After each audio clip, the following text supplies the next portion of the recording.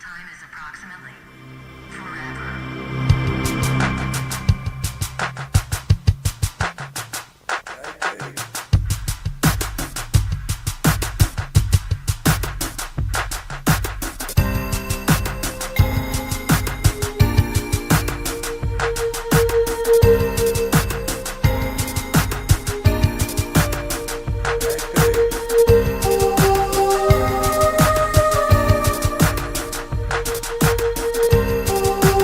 We cannot afford to be so politically correct anymore.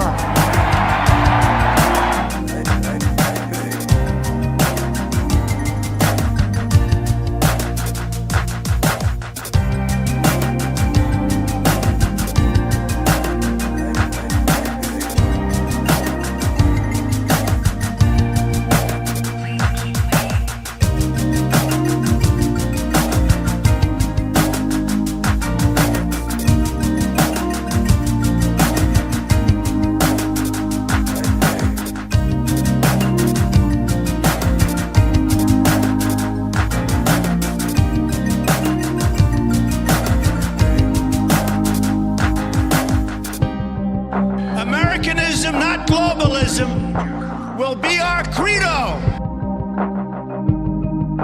Please continue to hold for the next available representative.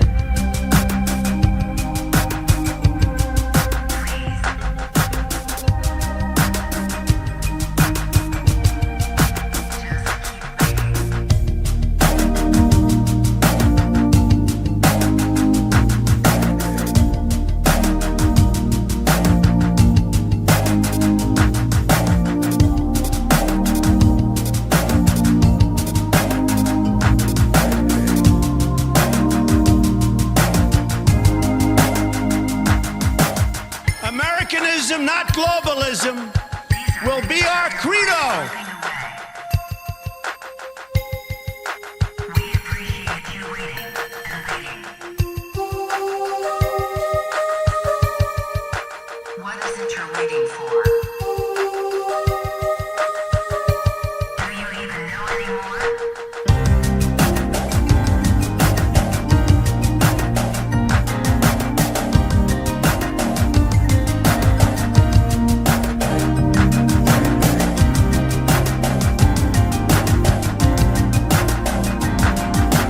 These are people who work hard but no longer have a voice. I am your voice.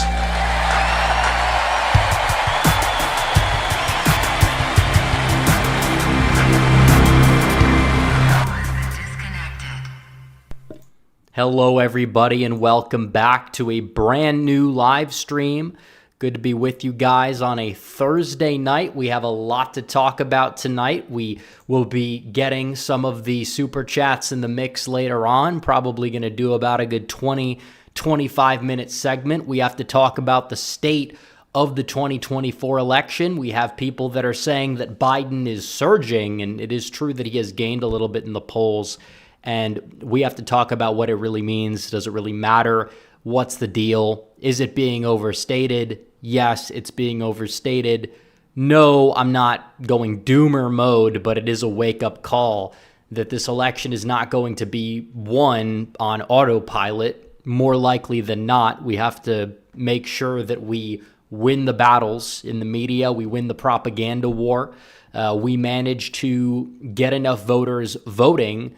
And if we are able to do all of that, then Trump is going to win. If we fall short in terms of not maximizing everything that we need to be doing, well, you'll probably see the so-called Biden surge continue. Now, I'm very hopeful about Trump from a fundraising perspective. Over the past couple of weeks, it's kind of shown that the main concern for Trump was money. And while he's probably going to be outspent, we know that. I'm not worried about, a whole lot if he gets outspent, even 2-1.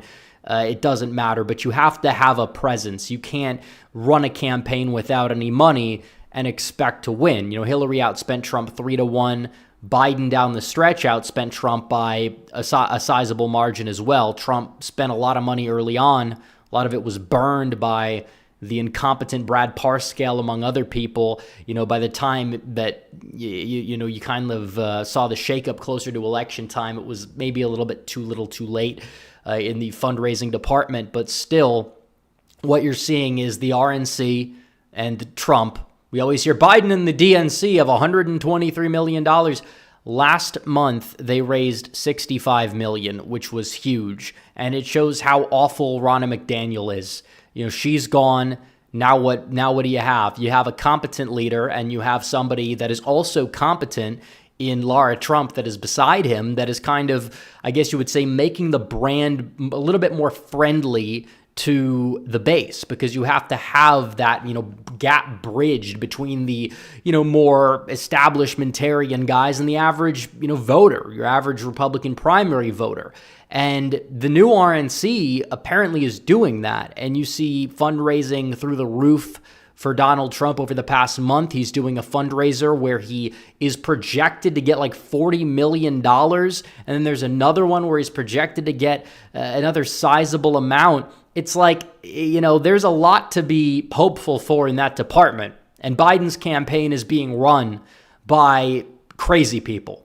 It's not Biden. We know it's not Biden himself. It's largely these millennials who are very woke, but are still the type of people to shill for the establishment. That's why you have Biden on Easter going out there and essentially offending a lot of Christians by declaring it Transgender Visibility Day. And he spent far more time talking about that on social media and the press releases than he spent talking about Easter. He denied it. And to his defense, maybe he didn't actually mean to do that.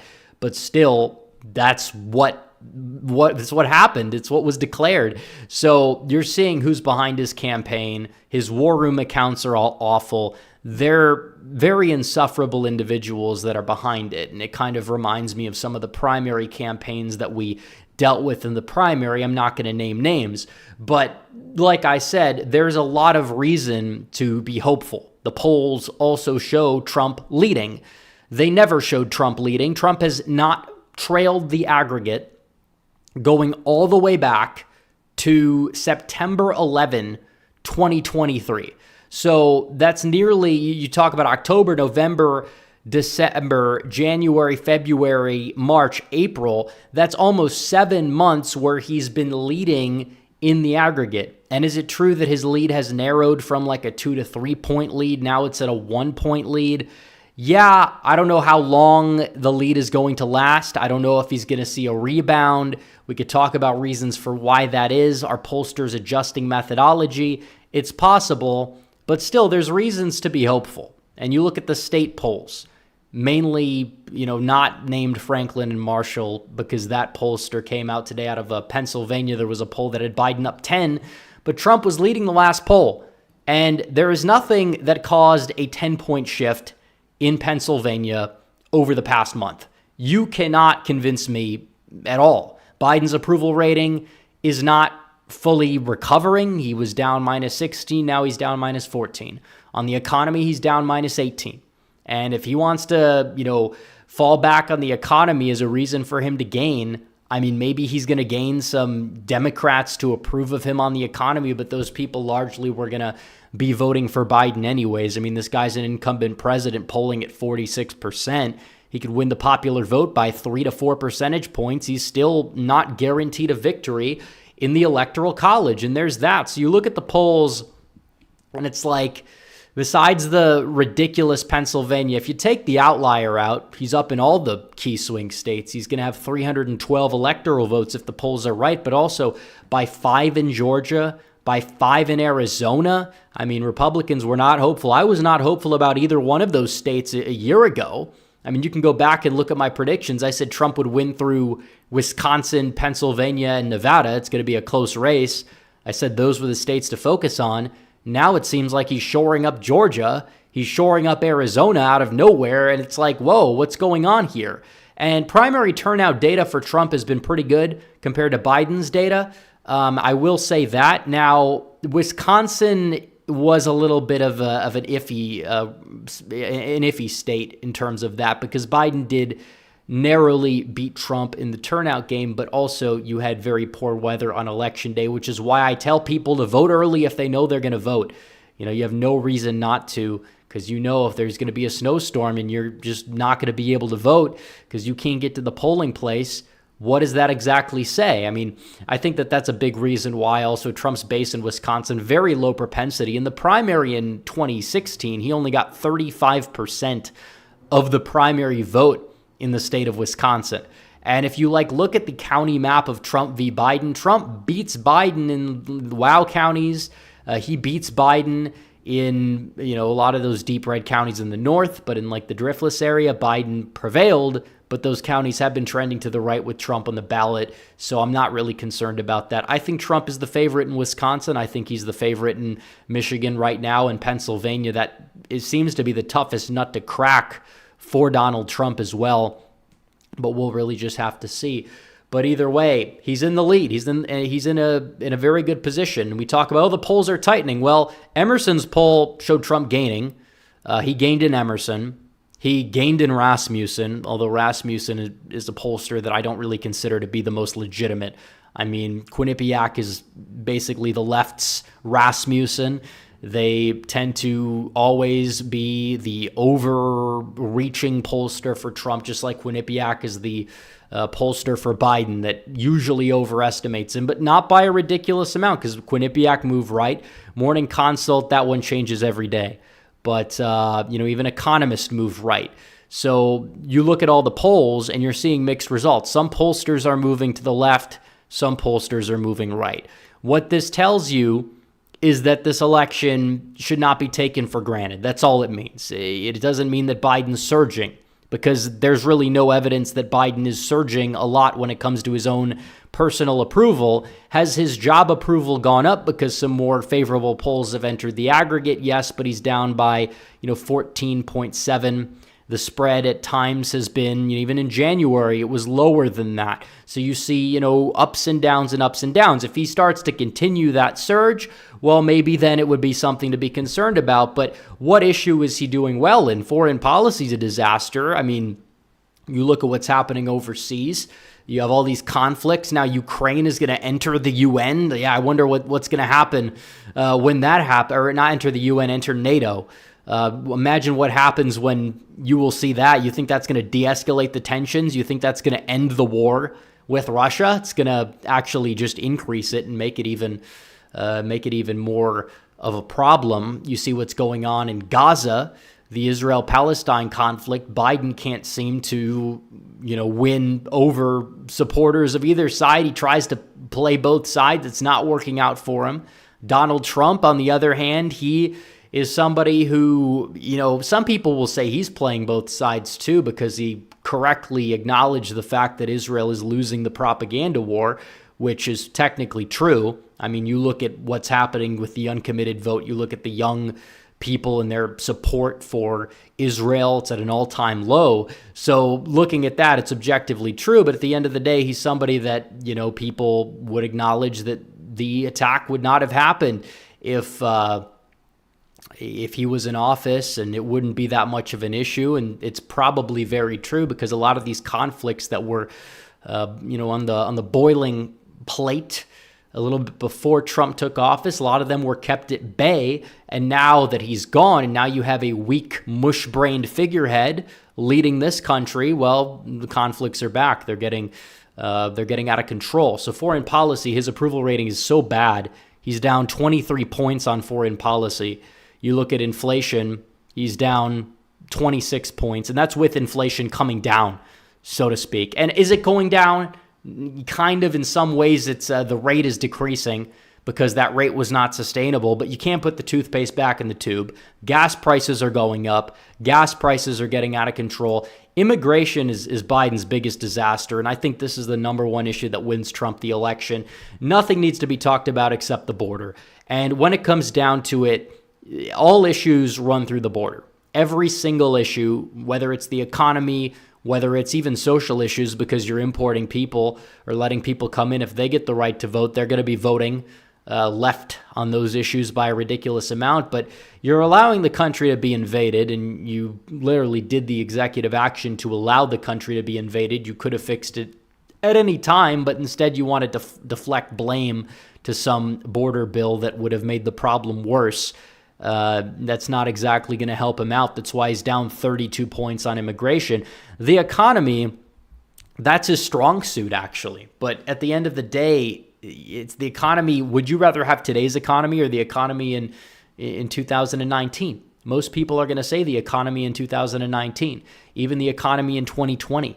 If people were working or if they happened to, at the end of 2020 get their jobs back, the economy was much stronger than it is right now in a lot of metrics. I mean, Biden can talk about the unemployment rate all he wants. We're not creating any new jobs for native-born Americans. They're all going to foreign workers under his administration. That's a major problem and a big talking point that Trump needs to hammer home.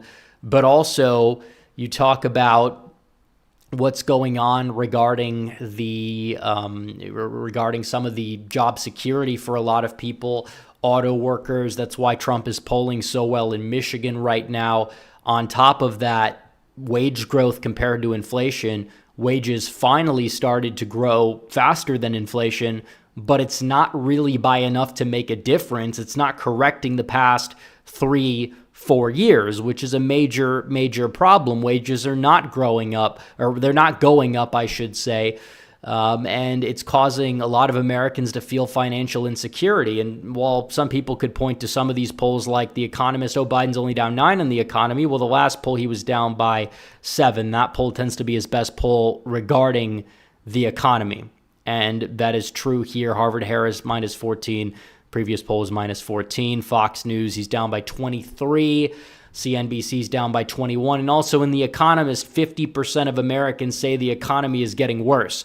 And then you get to the direction of the country polls, which these are a real beauty for Biden.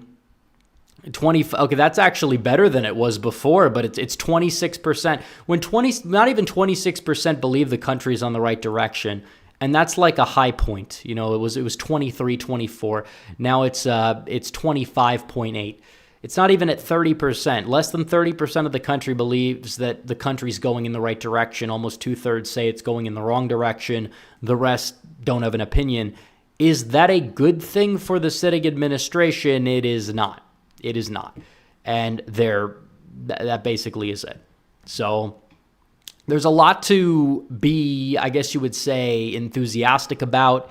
It does seem as if polling is all over the place, and I think that's where a big insecurity comes in, because a lot of people are like, well, do we trust the polls if this poll is Trump up by 5 and this poll has Trump down by 3? And then people like to invoke the midterms, which we could talk about why that's really a false equivalency for numerous reasons. But it's just at the end of the day, it's like, we have to go win this thing. And if you have insecurity about the election, which I think a lot of people do, well, we just need to act like we're down by 5 points and go out there and win this thing. It seems like Trump is getting a lot of money. And honestly, another thing why I think the polls might have gone down a little tiny bit for Trump, and this is an interesting theory, is that they've kind of taken their foot off the gas regarding the legal stuff. Because it was long thought to be believed that the legal issues for Trump would hurt him. They would sink his campaign entirely. But in turn, whenever they've drummed up the legal stuff against him or gone full unhinged in the media against him, Donald Trump rises in the polls. And when they reduce the fine from $470 million, if they were going to take Trump Tower, Trump probably would have won the election based off of that fact alone. So it's going to be interesting to see what happens in the New York trial. If Trump gets convicted, a very good chance he can get a conviction bump. And that is something that would have been unconscionable to a lot of people. But given the way that the polls have been moving and just an analysis of when certain things are talked about in the media, this is like a rallying cry. Trump manages to gain support, even among independents, when he is being indicted, because I think it's opening up the eyes and minds of a lot of people who might be on the fence, and they want to stick it to the broken system that we currently have right now. So that's kind of what they are, that's kind of what they're gravitating towards. And if anything, it's helping Trump. It's not hurting Trump. Some people said it would be the end of him if he got convicted, but no, not at all, according to polling. And I don't even think you'd see a temporary bump at this point, especially in the New York case. You know, if he's going to jail, it'd be a little bit questionable. But even then, who knows? I think that you could probably see every Trump supporter in the world crawl over broken glass to get out and vote for Trump. Meanwhile, a lot of people on the Biden side would just get complacent, laugh, and not take the election seriously. And that's what it comes down to. So it's very possible that Donald Trump getting convicted could help him. The other thing I wanted to touch base on before we get to Super Chats is the GOP in deep red states being useless yet again. So Trump and allies backed a bill that would make Nebraska a winner-take-all state, which was genius, and that we know. Because, first of all, Maine wouldn't be able to do the same without going through, a petition drive to stop the law, get it on the ballot in November instead, which obviously then it would probably, be changed to a winner-take-all state as well, which would just simplify things. I probably would have both be winner-take-all than not. But when you're looking at this, it's like you have an opportunity to just make the state vote the way that 96% of states in this country vote. And instead, you reject it by a 36-8 margin. I did a video on this. It didn't age well. It might go up for a vote again, but it's not looking good when you're losing 8-36. Now, if you're in the 2nd district and you're a Republican, maybe you view this a little differently. And that is the way it is. Just like swing states would never join the National Popular Vote Compact. Steve Sisolak in Nevada rejected the bid back in the day to join it, for example. So you look at it and it's just like, when it comes down to it all, the fact is you need to make this state winner take all. You got to get Trump that electoral vote, because if Donald Trump somehow gets Georgia, Arizona, and Nevada, he would still lose, but he would win if you had that extra electoral vote in Nebraska. But instead, the GOP is being useless, and they're not using their power when they could because of principles or whatever. But you're letting the people on the other side who are opposed to every single decent principle win. You cannot allow that to happen. This is the problem with weak Republicans. This is the problem with establishment rhinos. They don't actually do anything, which is a problem. You just got a super majority in the Nebraska state legislature. And what did you exactly decide to do with that? You decided to shoot down an effort to give Donald Trump a leg up. He's going to win Nebraska by 20 points. He will. And there's a much bigger chance of Joe Biden losing Maine than Donald Trump losing Nebraska. So even if Maine went winner take all, which they would have a real struggle doing before the November election, it wouldn't exactly be an equivalent. It wouldn't be. So you're looking at the big picture here, and it just shows that Republicans continue to be useless. Water is wet. It just is what it is. But anyways, guys, it's time we get to the super chats. We got to get to all of your donations, all your questions. We have quite a few of them already. I'm sure we're about to get more. But anyways, guys, make sure you like the stream down below. Let's get to 1,000 likes on stream. Hit that like button. Let's see if we can do it. Let's at least get to 500. On top of that, if you are not yet subscribed to the channel, make sure you hit that subscribe button. You can't use the live chat unless you do. And also, if you are subscribed, make sure you hit the bell for notifications and select all notifications, have notifications enabled, so we are able to go out there and get everybody who is subscribed seeing the videos, because sometimes people are sub, but they're not able to watch because they don't have notifications on. Murky WNL says, what should Trump do to win over the Haley or independent voters? Do you think his VP pick will have an impact? Well, if you want to win over voters, period, or winnable voters, the border is the number one issue that needs to be talked about because it's such a winning issue. The economy is a winning issue. It's sluggish. we need to revive the American dream. That's all true. Biden with his electric car plans are going to decimate the auto industry in Michigan. That's all true, but the border is the number one issue, and it is a bipartisan issue. Republicans going to the right on immigration is not a third rail whatsoever. In fact, it's something that would propel them to victory. If they go all out on rhetoric regarding abortion, you talk about the electoral consequences, but immigration is a winning issue to limit it. Very few Americans want more immigration. When it comes to the border crisis, 70% of Americans view the border crisis to be a major issue. Nobody supports open borders. That's like defund the police. That's like people that talk about how, no exceptions for abortion on the right, for example. So you're just looking at that. So a lot of the Haley voters, though, are not Republicans. They're not even independents. They're Biden supporters. In some states like Virginia, the exit polls showed Haley voters viewed Biden favorably at 48%, which is higher than the country at large. So I think we need to make sure we can get all the reluctant Trump voters on our side. That's very true. We need to do that for sure, 100%. But at the end of the day, trying to pander to Haley voters at large is not the winning strategy, because Haley voters at large are mainly not even Republicans who would have even voted for Nikki Haley if she was the nominee going against Biden. So there's that. I don't know who his VP pick is going to be. I'm sure a lot of people will ask me that question tonight, and the answer is I don't have an answer because I don't know what's on his mind. I think it's going to come out of left field, and I think people are going to be all right with it. And that's the way it's going to be. Thomas Willingham says, so you think if Trump wins convincingly that the Biden administration will hand over the keys, and with Trump the best of luck? Not me. I think they will do whatever they have to do to stay there. That's true. It's why we got to get out and vote. I mean, it is very true. What we saw in 2020 on the right, we're going to see at a greater level in the aftermath of 2024 on the left if Biden wins. Make no mistake about it. Carter W. says, what is your estimate for total turnout in 2024? I think that you'll probably see Trump and Biden get around 70 million votes each, and I think that people who vote for neither candidate are probably going to be less than 10 million votes. For example, RFK Jr., you have some other candidates in the mix as well.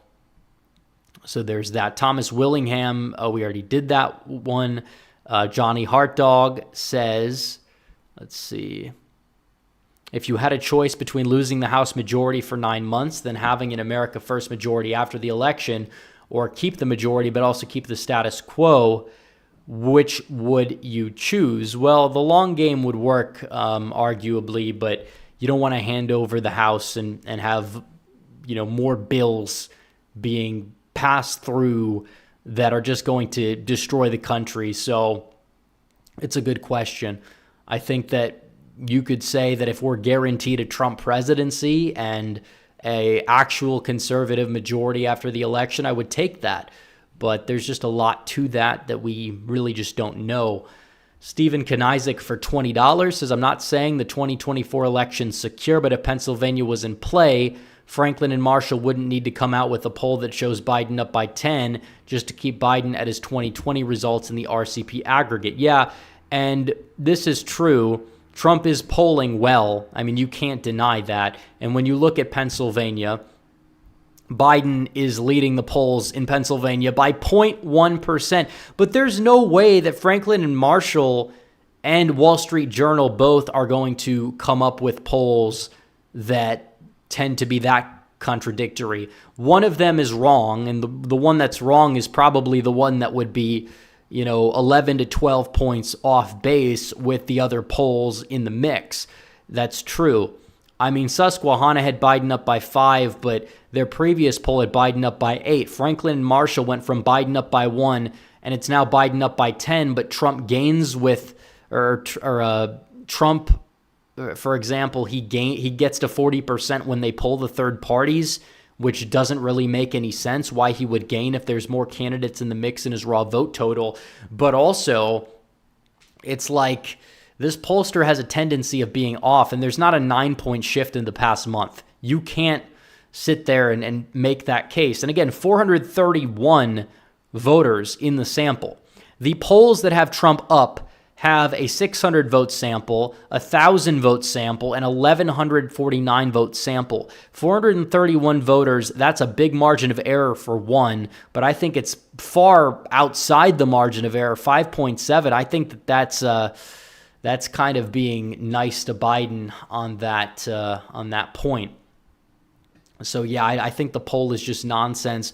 You look at every other state. Wisconsin, Trump leads in Wisconsin. If Trump's up in Wisconsin, he's going to win Wisconsin. I mean, we know how polls act when Trump's on the ballot in places like Wisconsin, Michigan, Pennsylvania. Trump always outperforms the polls. And for Trump to be leading by 3 points in Michigan, that is a very good sign.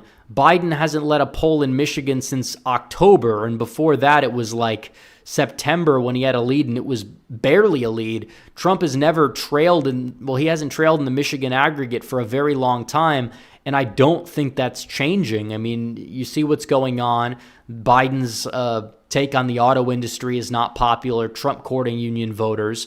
Arab Americans in Dearborn and other places upset with the handling of the Gaza situation, and black voters not being at their 2020 level of enthusiasm.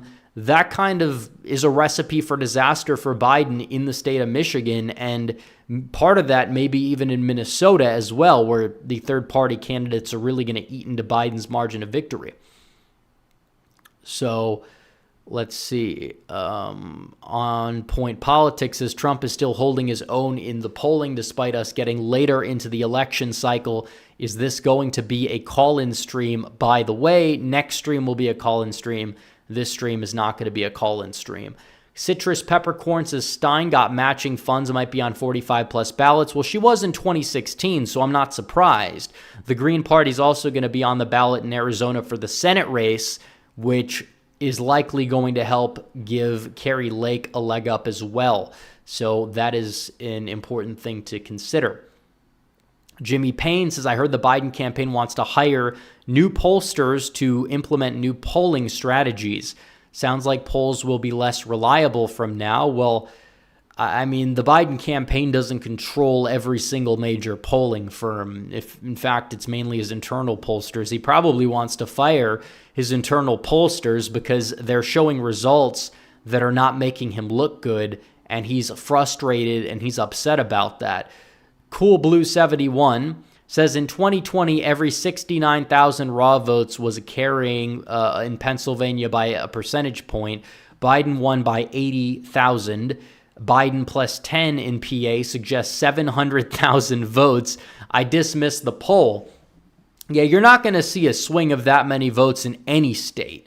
I mean, if Trump wins Michigan, that's a swing of a couple hundred, 100,000, 150,000.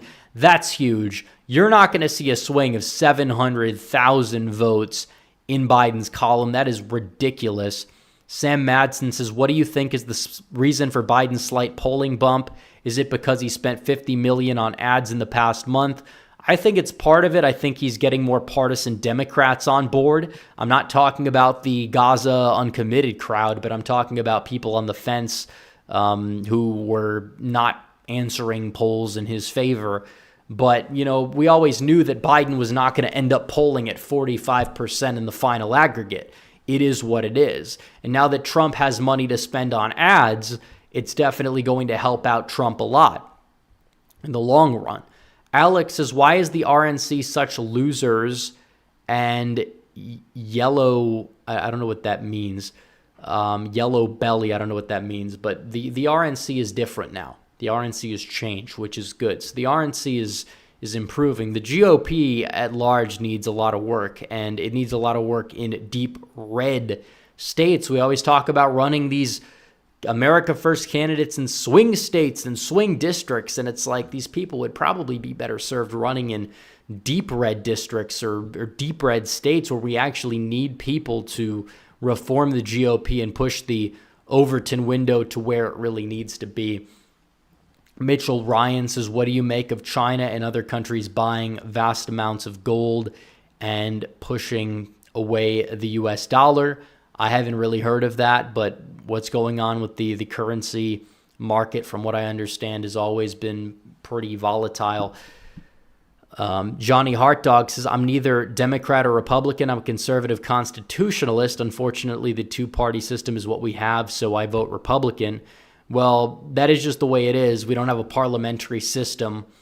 We have two parties. Now, it is true that the parties change, which is good. You know, we can move parties in a direction that it needs to move in. We can get the good candidates in the good party, and obviously that's the GOP.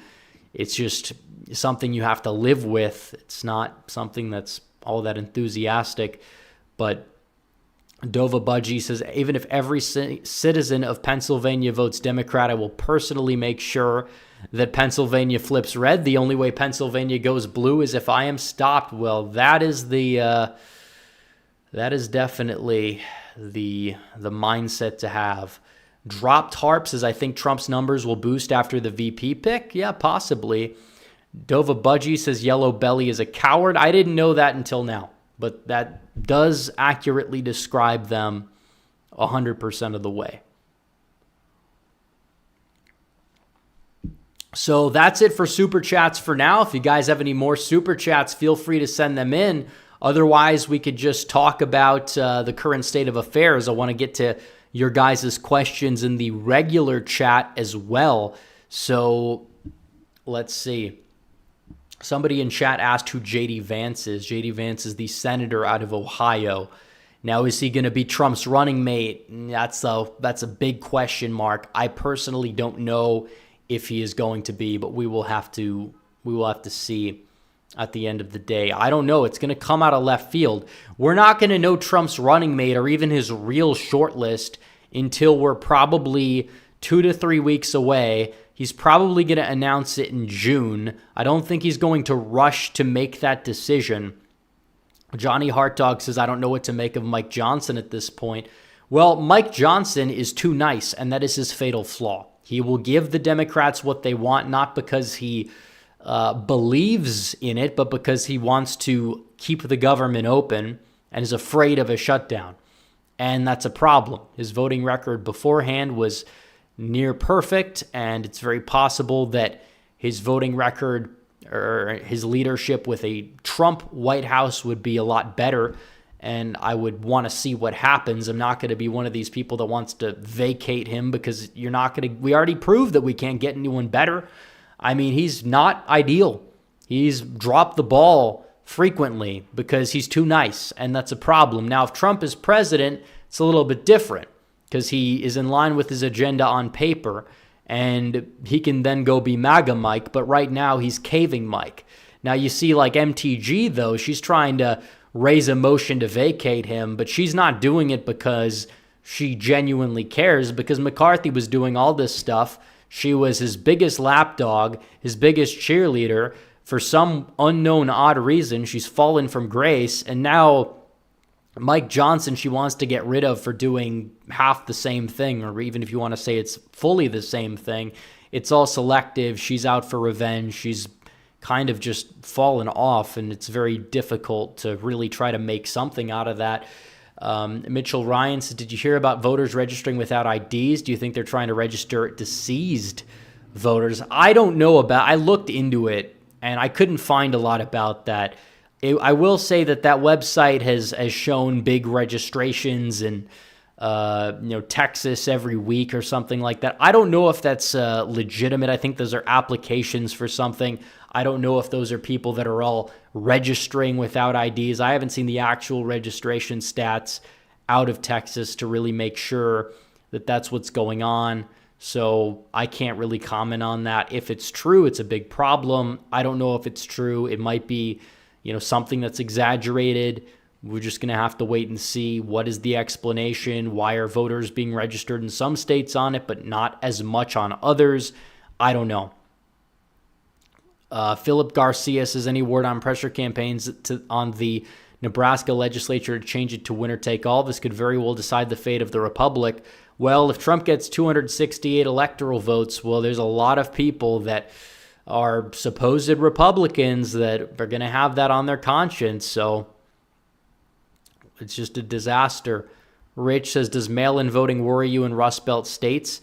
I don't like Dems machines there one bit with Dem governors at the helm. Well, I will say that the fact that the states have added in-person early voting, I think, is a very good thing, because in-person early voting favors Republicans, and Republicans that don't get around to voting on election day because, let's just say, they're busy, whatever, there's weather problems, they can go vote early in person. Republicans take advantage of that in Texas.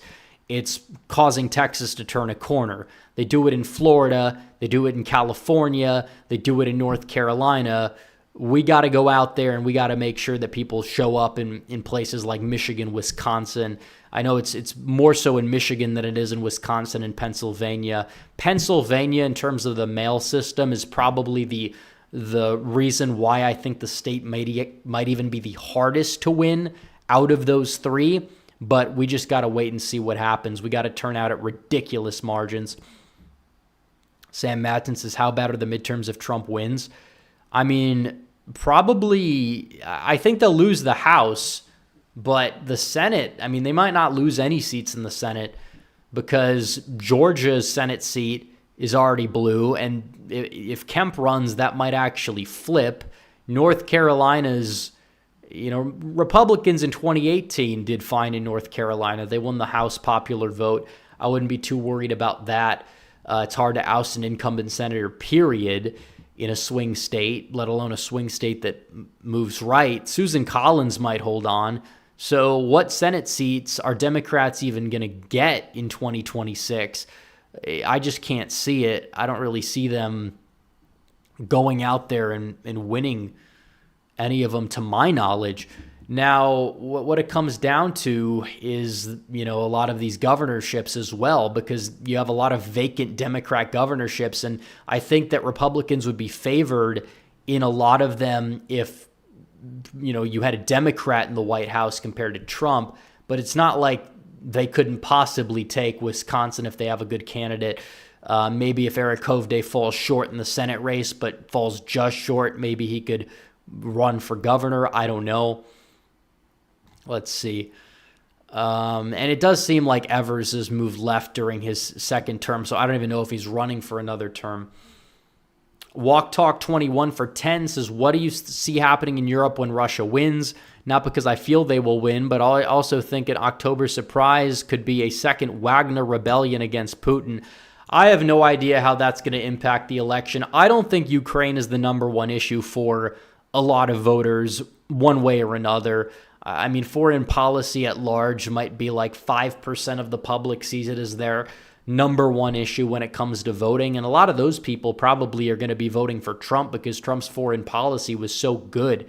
And even a lot of Trump's haters can admit that. So Rich says, rank Trump's chances in Pennsylvania, Michigan, and Wisconsin. Well, according to the polls, it's Michigan, Wisconsin, then Pennsylvania. I think it's Wisconsin, Michigan, then Pennsylvania. So there's that. Rich says, we already did that one. RFK for president says Biden being the nominee is the Dems' biggest mistake. Well, you look at other people and how they poll worse. So they're going to ride with Biden. Nobody's replacing Biden anymore. They wouldn't be spending all this money trying to make Biden look good if they were going to replace him. There's no replacement whatsoever. Biden is going to be their nominee, and they're going to ride with him until the wheels fall off, and the wheels possibly will fall off in November. Sam Madsen says, I'm thinking more like state legislatures and stuff. How bad would those be in 26 under Trump? Do we lose both houses in Wisconsin and Pennsylvania? I think a lot of that comes from the coattails from the top of the ticket. We saw Republicans lose ground in Michigan in a midterm where they, I think, came close in the House popular vote in Michigan. I don't know the exact numbers if I could pull that up, but I think a lot of it just comes from the top of the ticket.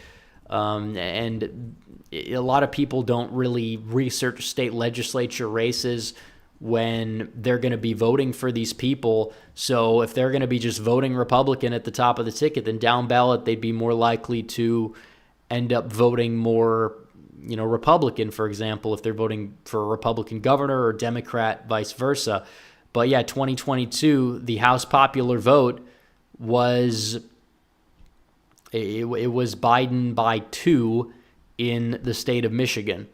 So there's that. Now in the state house, they lost a little. I mean, they lost by less actually, but they had such a high amount of incumbents to the point where, you saw a big shift from 2018, for example, when it was like, or you could even say, 2016. It's a little bit iffy regarding the House popular vote though for the state, but still, I think a lot of it does tend to be indicative of who's at the top of the ticket and the effects that it has down ballot. So there's that. We'll look in regular chat. We're 45 minutes in. We'll go to the hour. If you guys have any super chats, feel free to send them in. Otherwise, like the stream down below. Let's hit 500 likes. We're almost there. Hit that subscribe button as well if you are not subscribed. So we will see.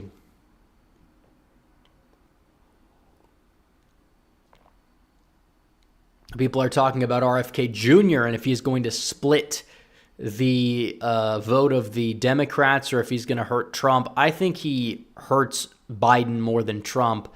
I think it's like Gary Johnson in a big way, because a lot of people say Gary Johnson is seen as more of a right-leaning figure. He has a higher approval among Republicans than Democrats, but at the end of the day, his voters probably would have gone to Hillary Clinton if the 2020 election results are any indication. So there's that. And having these third-party candidates in the mix definitely helps Trump. CNN does a focus group, and all the RFK Jr. supporters would have voted for Trump, but it's CNN. Their focus groups show half of Republicans not voting for Trump because they're trying to sway public opinion. These are not genuine focus groups. So I think the polls are far more of an accurate indicator than that. Sam Madsen says, are Kansas in 26 and Kentucky in 27 auto flips? I would say so. I mean, there's not really going to be a Democrat that could rise to the occasion and win the Kentucky governor's primary. And Kansas, you're probably, I say Kansas is less of an auto flip actually, but I think that Kentucky is. Kansas is a weird state. It's moving to the left, actually. I don't know to what extent it's going to continue moving to the left, but it's entirely possible that a Democrat could hold that governorship there. We just have really yet to see. But I don't understand the argument for RFK taking more votes for Trump on paper, other than, vaccines. But that's not a big issue. Nobody cares about vaccine mandates anymore. Some people do, and if they do, they're probably voting for Trump. I mean, the whole COVID stuff was out the window by 2022. That's partially why Gretchen Whitmer won re-election by the margin she did, because people just didn't care about the lockdowns in 2022. The approval rating of a lot of those governors rebounded. The only person that it didn't was Sisolak because of various other reasons, and he was also going up against a pretty strong candidate.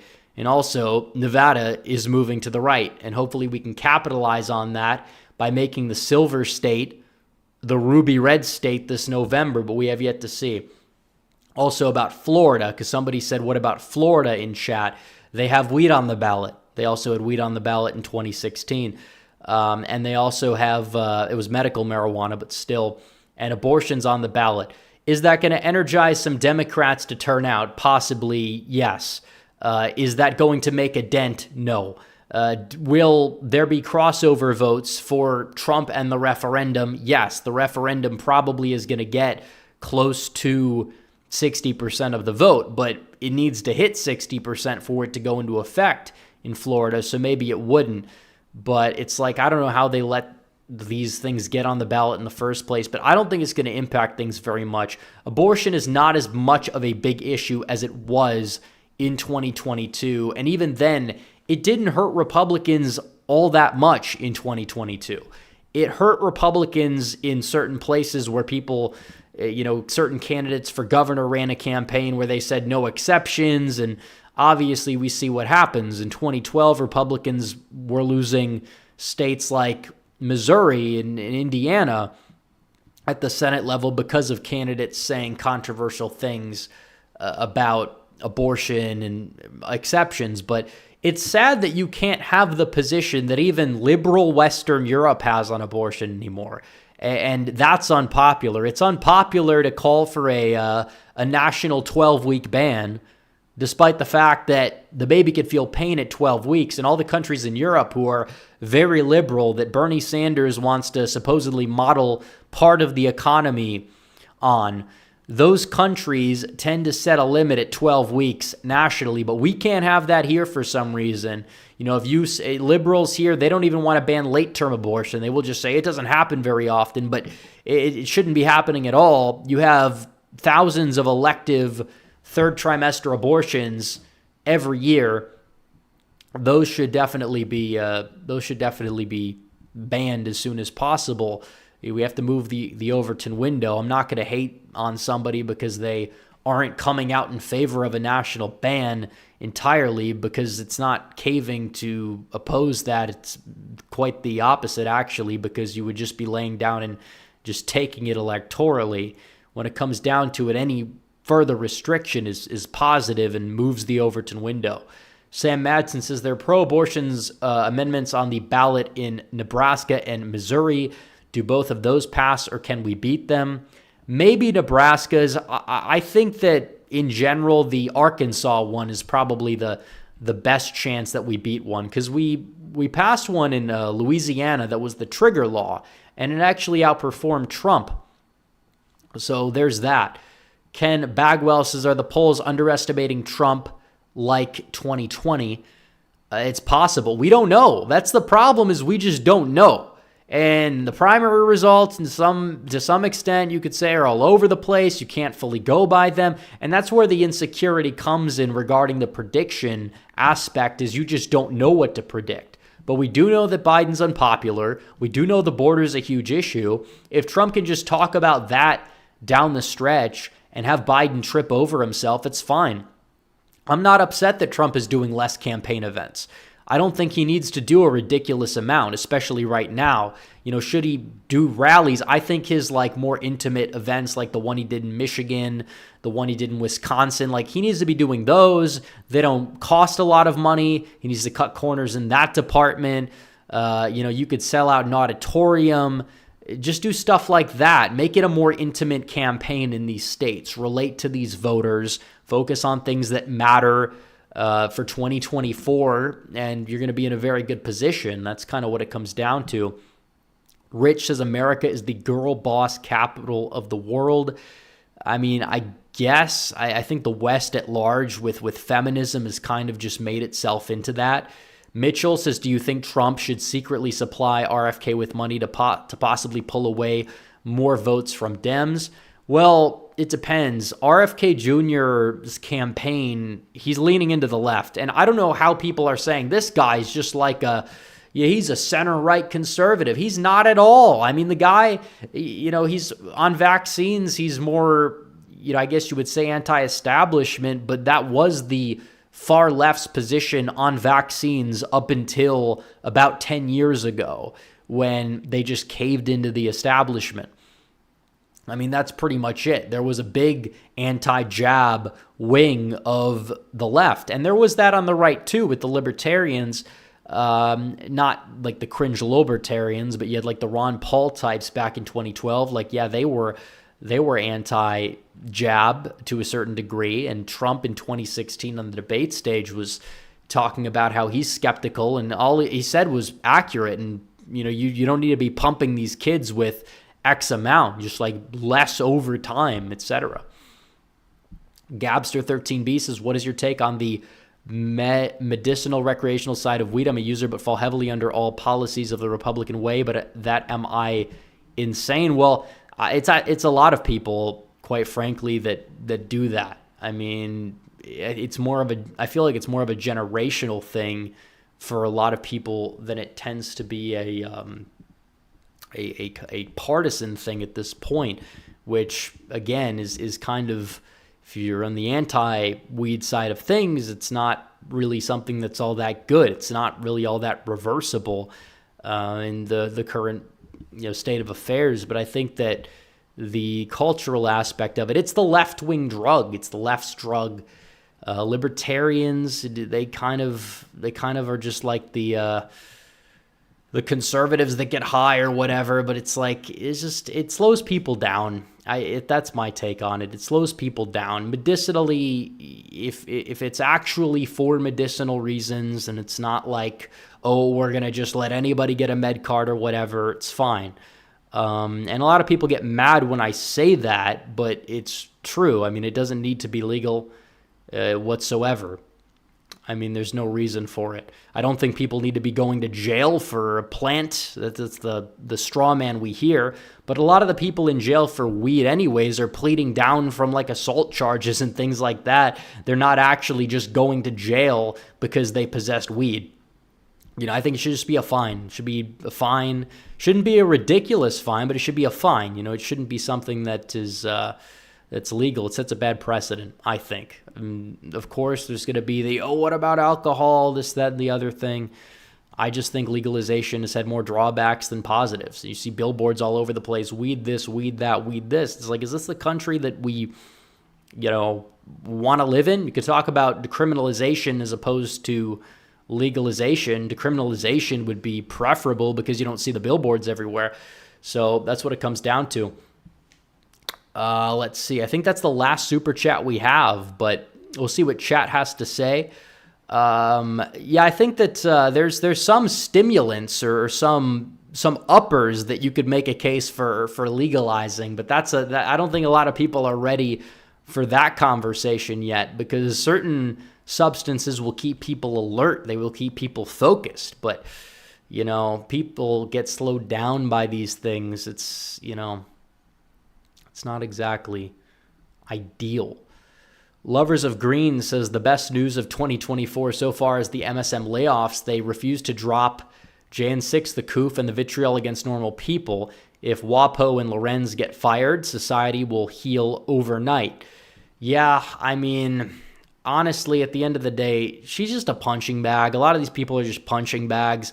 I feel like they help us just by existing more than they hurt us.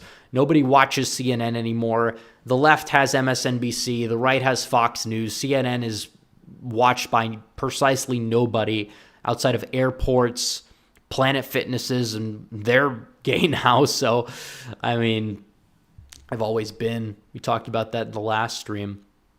Merck Ewinel says, for anyone who was blackpilled because of the polls, GOP has greatly outregistered Dems since 2020, especially 18 to 25-year-olds. In North Carolina, 10,000 this month.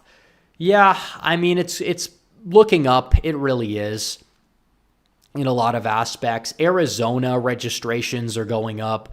It's possible that Trump is going to, I think that there's an argument that he's kind of, I guess you would say, not going to lose much ground in a lot of these places compared to 2020 or 2016, just because of the fact that a lot of it's baked into the cake.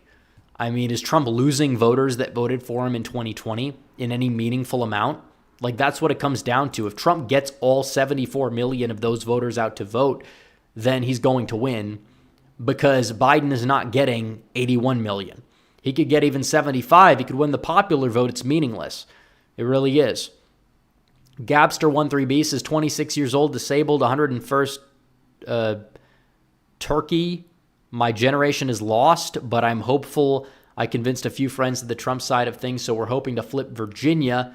That's a little bit of an uphill battle, but it's not like the state is completely lost. I think that I wouldn't advise Trump to campaign and contest it, but I think that, down ballot Republicans, a seat or two that is flippable in the state. So there's that. In terms of the voter registration statistic anomalies in Texas, I haven't fully looked into it. I mean, a lot of this stuff is outrage bait. I think that maybe there's some truth to it, but until I've fully looked into it, which I was kind of looking into it yesterday, it was confusing me, but I'm not going to sit here and say it's a big deal. I mean, a lot of these people were registering before the primaries. It didn't really move the needle before the primaries. If we use that logic in Texas, Democrats had an abysmal showing. I mean, Biden barely outperformed Obama 2012. in Obama's primary in terms of the raw vote margin. So Carl Bruh says, how would you feel if the NFA was overturned by the Supreme Court? It's a total violation of our rights, and every day it stands, it makes us weaker. The NFA, the National Firearms Act, I believe is what you are referring to. It's possible it could, and like I said, gun control doesn't work. It just doesn't work whatsoever. It's not, guns are not the problem. That law went into effect in 1934. And 1934, even the 1950s, you had kids that would bring their rifles to school in high school for their gym classes or whatever.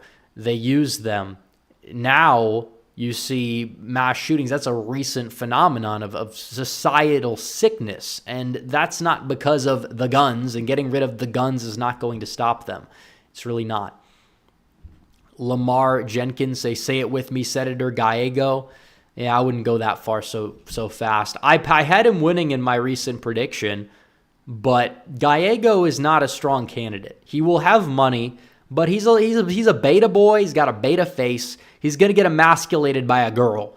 That's basically what it comes down to. You have Carrie Lake, who some people will say that her abrasive personality is not a positive, but when she's going up against somebody like Gallego, she can emasculate the guy. People aren't going to feel sympathy for a cuck.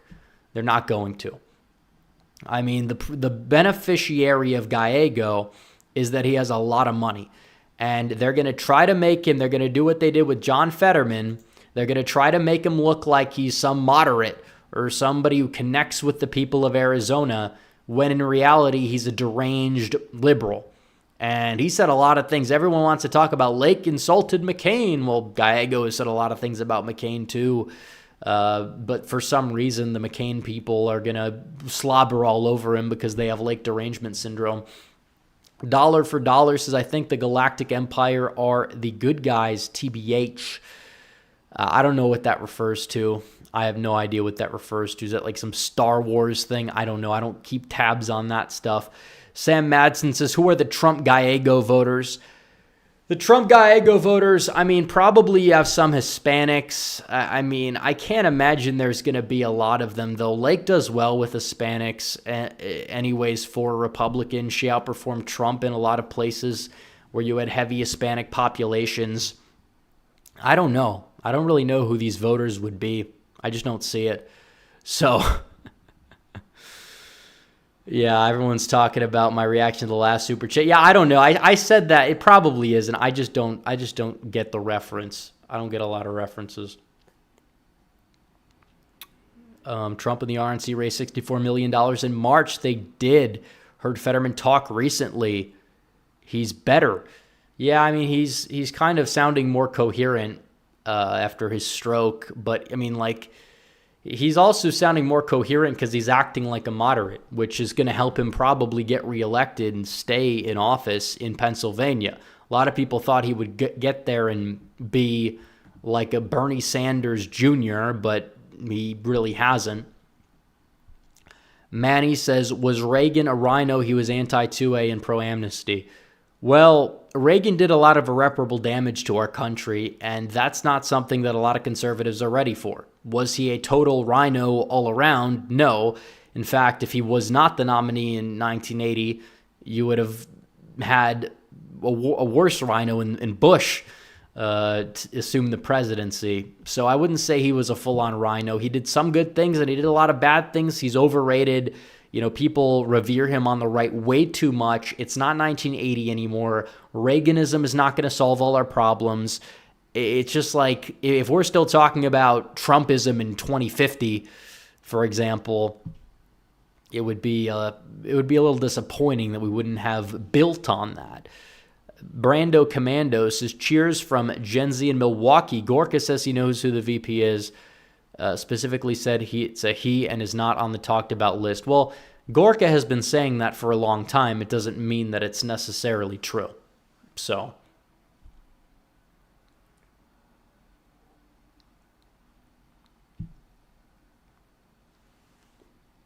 Have I heard about Abe Hamadeh being accused of being an... Yeah, I've heard the Abe Hamadeh stuff. Abe Hamadeh has a lot of baggage, and that's just true. I think that the Abe team has Blake Masters derangement syndrome, and there are legitimate critiques of Blake Masters, but I feel like they're just reaching way, way too hard, and just like this unnecessary divide. Abe Hamadeh does have a past that really hasn't been vetted, though that is true. But he's probably not going to be a bad congressman if he gets in there. I'm not too worried about that. I'm just worried about them splitting the vote and then having the more establishment candidate in Toma win that seat. Martin Ayala says Trump should pick Chuck Schumer as his VP. That's not going to happen. If Trump picks anyone who's remotely a Democrat, quote unquote, it's going to be somebody like Tulsi Gabbard, who I would not be opposed to. Some people would be, but I think that they're coming around. Sam Madsen says, who are the Trump all-red voters? Because Cruz is underperforming Trump in every poll. Well, Ted Cruz is just not that well liked, and some people that are voting for Trump might be a little undecided. And I think it's the same question, or the same answer to the previous question about Lake Gallego voters. I think a lot of it is Hispanics. Cruz, even though his last name is Hispanic, down ballot Republicans in the RGV have underperformed Trump. So he may underperform there, and he's just not that popular. He's not that likable in general. That's why he got decked in the 2016 primary. I hope he wins. I think he's going to win, but I understand why people don't like him. Christian News Junkie says, do you think Trump can export, I assume you mean deport, the recent immigrants before population screws up the representative distribution after the 2020 census? Yeah, I mean, he should. I think he could. There's a mandate for it. Your Operation WB from the 1950s worked wonders. Eisenhower was a hero for that. And a majority of Americans believe they should be deported. Even a plurality of Hispanics, even black voters, not going to vote for Trump in ridiculous numbers, but it's a winning issue. You want to win over black voters. Stop talking about platinum plans and all that. Just talk border. That's the way it needs to be. You're going to win Hispanics because the legal Hispanics, second and third generation, they're moving to the right. They're fed up with what's going on. You're going to win everybody over except liberals who live in affluent areas that look like the 1950s. So there's that. Martin Ayala says Trump could win the Australian vote. I don't get what that means. I don't know. We're talking about Australian Americans, probably not very large in number. A lot of recent immigrants from the West tend to be liberal anyways.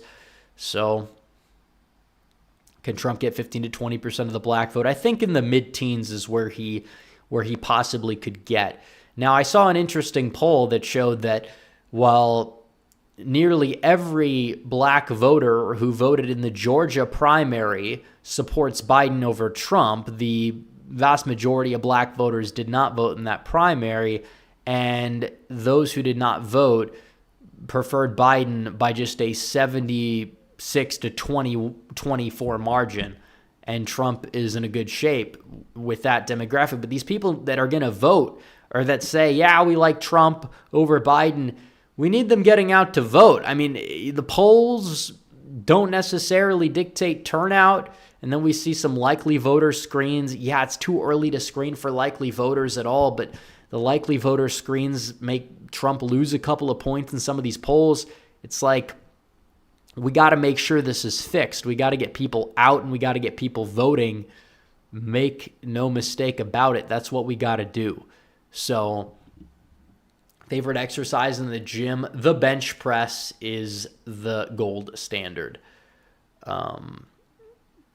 Rep was out at a dive bar the other night, and this black gentleman was telling me he thinks the black male vote will be 25% for Trump, specifically young black men. I'm in Columbia, South Carolina.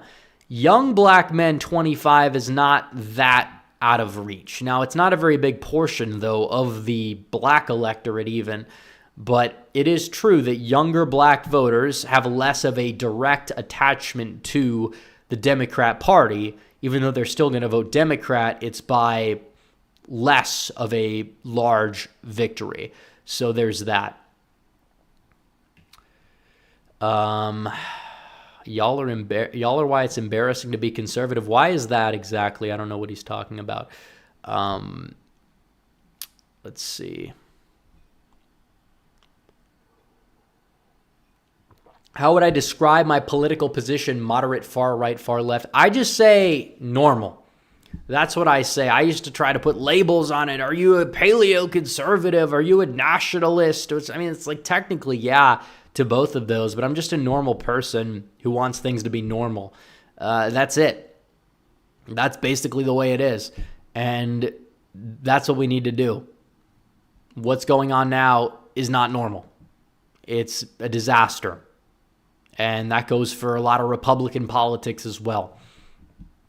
So that's that. You know, I don't need to put a label on it. I'm right wing. I don't deny that. I am a nationalist. I'm a national conservative. I'm a pragmatic paleo conservative. I would say I'm just normal. I wouldn't put a label on it whatsoever. That's the way it is. Populist even. I used to call myself a populist quite frequently. I'd say I'm a populist, but I would say that I'm not gonna cling to these specific labels. I think it's just normal. I think that if you have a country and you have good leadership, you're going to do what's in the people's best interest. That's what I guess it means by populism, not necessarily that the power needs to go directly to the people. And democracy, we don't believe in democracy. You know, democracy is not a winning political system for this country. It's not. We are a republic. We're not a democracy. Biden says Trump is a threat to the democracy of our country, but Biden is a threat to our republic, which is actually what this country is, and that's a problem. Oh, it's true. Biden's a threat to everything about this country. Biden is a disaster, imprisoning his political opponent, just lying frequently. All he does is lie. He tries to stretch the facts, stretch the narrative in every single aspect. Oh, Trump said this. Trump said bloodbath. Trump did this. It's like, no, we know that. But all his campaign has are lies because they have nothing to stand on in terms of their record. They have no positive aspect of their administration. You can look at the Obama administration and point to positive things objectively about that administration if you're looking at it through an electoral lens. You know, killing Osama definitely helped him out in the polls. His response to Hurricane Sandy helped him out. You know, he was not a good president, caused a lot of irreparable damage to this country. But still, you could point to aspects of an administration. Well, hey, you know, that's a winning issue. Hey, it's not that bad. Same thing with Bush. But you can't point to anything positive about this administration. You can't. Oh, this one like remedial bill that nobody hears about. It's not like Biden's going to win an election based off of that. And a lot of the bills that he's passed that are, you know, positive rhetorically, there's been a lot of studies that have shown that they're not so positive. The whole insulin thing could lead to vast raises in prices for insulin over time for a lot of people. On top of that, the Inflation Reduction Act, Harvard of all places, uber liberal Harvard, their study showed that it didn't cause any inflation to reduce whatsoever. If anything, it could have actually caused inflation to stay higher for a longer period of time. Chris Ignacio says, who is your favorite president of all time? This is a very good question. I can't exactly provide a concrete answer. George Washington was phenomenal. He created this country. You look at James K. Polk, severely underrated, gave us Manifest Destiny. You know, you look at Coolidge. Coolidge didn't do a lot, but he definitely, with the Immigration Act, he did a lot of positives. I think there's lovable aspects on a lot of past American presidents, even American presidents who I probably have critiques of. You know, if you're talking about through a historical lens, like pre-1960. That is, you had a lot of admirable statesmen. You did. Cool Blue 71 says since 2000, every Democratic presidential loss was attributed to spoiler candidacies. The 2024 Dems and allies in media are beating that drum again. Well, it's true. Every poll shows RFK Jr. is taking votes away from Biden. He's not taking votes away from Trump. And that is plausible because the guy is, in very many aspects, a liberal, even if people try to pass him off as a libertarian or a populist or whatever. Just like Gary Johnson. Gary Johnson, economically, he was just insanity regarding how right-wing he was, but on social issues, he was very left-leaning. He was not even libertarian in the good way, you could say, that libertarians are at times on certain things. He was very much somebody who was liberal. Now, he took more votes away from Hillary, arguably, and that helped Trump. And RFK Jr. being there, and so does Cornel West and Jill Stein, they end up helping Donald Trump, and they're on the ballot in pretty much all the swing states. It seems like they're going to be. They're going to have the backing to stay there.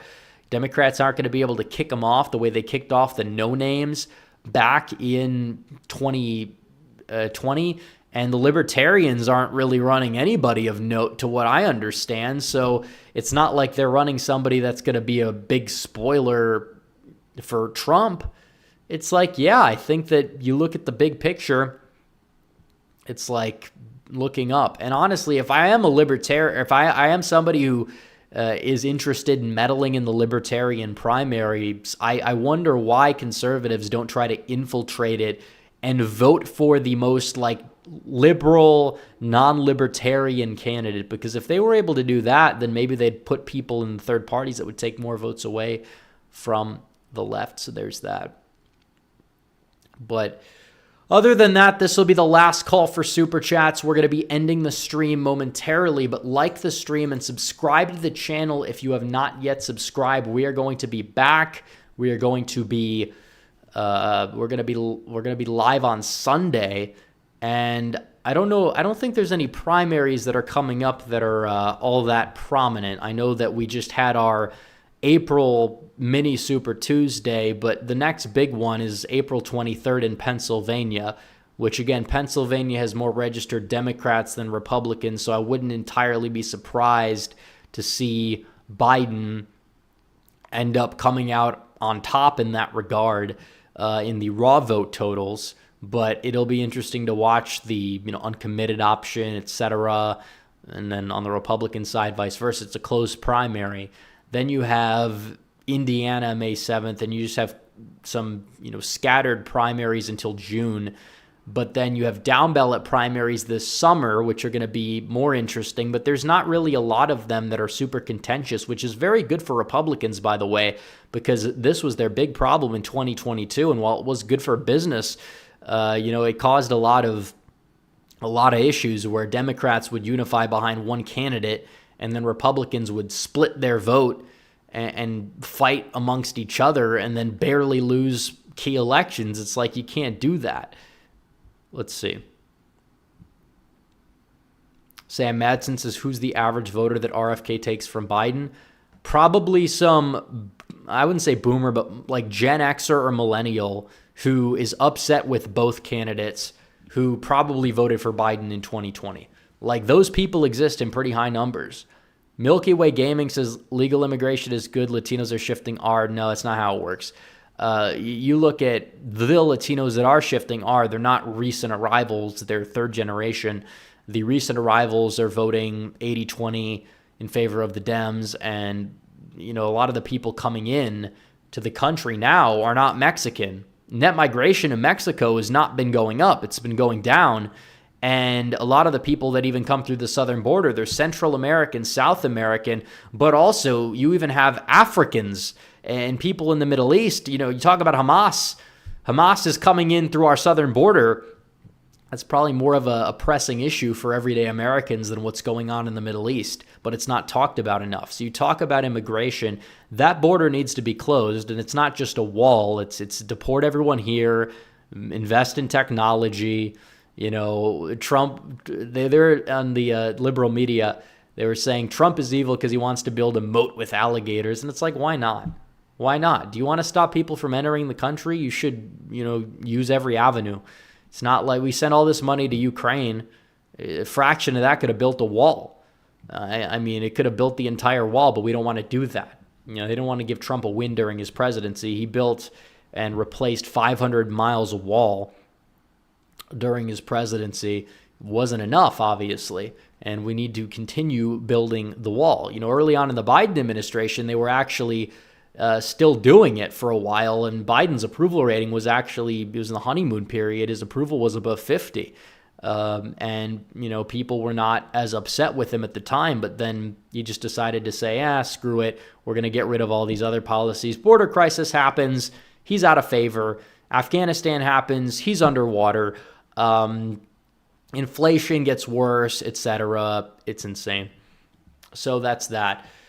But no, legal immigration is not going to help us whatsoever. If anything, it's going to be the death of the country in terms of voting patterns for Republicans, and that's an issue. So we need to make sure that we can lower the levels of legal immigration, probably to net zero. It's not zero, it's net zero. People leave the country every year. Well, those people could be replaced by certain people, but they have to reflect our country and its values and things like that. And there's nothing that should be all that controversial about that. I think a lot of Americans, when polled, they want less immigration more so than they want more immigration. And then there's people in the middle who say that they're undecided, but I think a lot of people might just be saying that in these polls because it's not a popular position to take because they're going to be afraid of being called all these names. And it's like, I don't care. I'm not afraid of whatever these people decide to call me. It doesn't make it true, but it just is what it is. So that's that. We're going to end the stream. We've gone on for a very long time. We will be back on Sunday. We have another super chat. Manny says, should Chile be stripped of visa waiver over thefts? That's another thing that we need to mention.